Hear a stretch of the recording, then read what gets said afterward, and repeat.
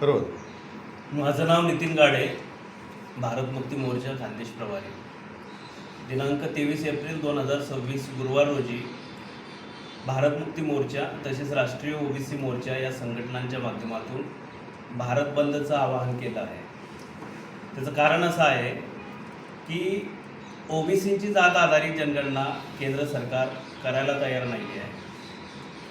ज्यावेळेस ब्रिटिशकालीन भारत होता, तर ब्रिटिशकालीन भारतामध्ये आपण इंग्रजांचे गुलाम असल्यावर सुद्धा इंग्रज सरकारने ओबीसीची जाती आधारित जनगणना केली होती. तेव्हाचा तो 52% आकडा आहे.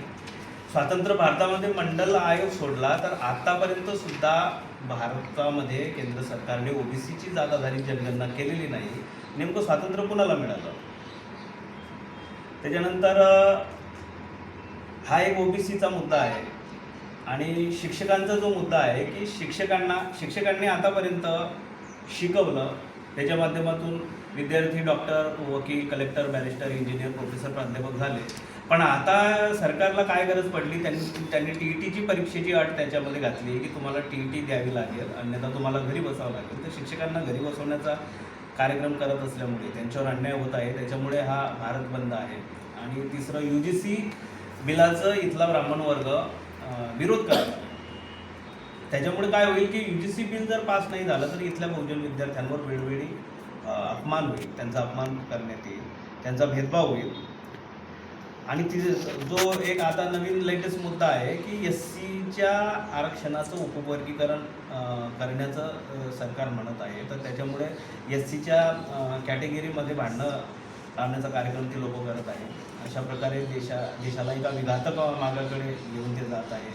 आणि म्हणून देशाचा विकास व्हावा, म्हणजे हा देश समता, स्वतंत्रता, बंधुता, न्यायावर आधारित या देशामध्ये राष्ट्राची निर्मिती व्हावी, त्याच्यासाठी वेळोवेळी आपण ते आंदोलन करत आहे.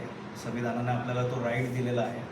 आणि म्हणून 23 एप्रिल रोजी हा भारत बंद आहे. तर या निमित्तानं मी रावेर तालुक्यातील तमाम बहुजन समाजातील बंधू भगिनींना विनंती करेल की जास्तीत जास्त संख्येनं आपण या बंदमध्ये सहभागी व्हा.